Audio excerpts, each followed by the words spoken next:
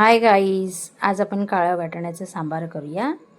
मी वाटाणे 1 चमचा मालवणी मसाला टाकून कुकरला लावते। हा अख्खा मसाला घेते मी, त्यात सगळे खडे मसाले आहेत, तुम्ही पाहताच आहेत।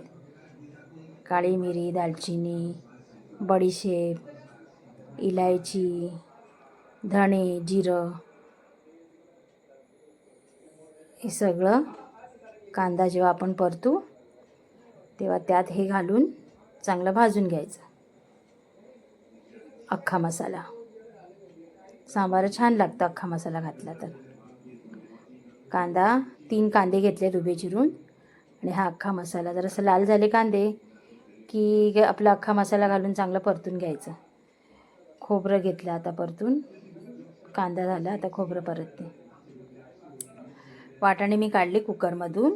आता हे आपलं वाटण थंड झालं की वाटून घेते। फोडणीला तेल, तेजपत्ता, जिरं, कांदा, टमॅटो चांगला परतून घ्यायचा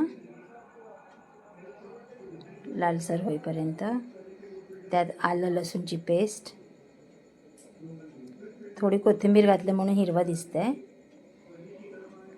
आपले पावडर मसाले, गरम मसाला, लाल मिरची पावडर, धना पावडर, हळद, गरम मसाला थोडा टाका, आपल्या वाटणात आहे।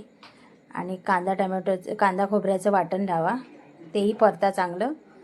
त्यात मग मीठ घाला, चांगलं परतून घ्या। थोडं पाणी घाला, नाही तर खालून करपेल।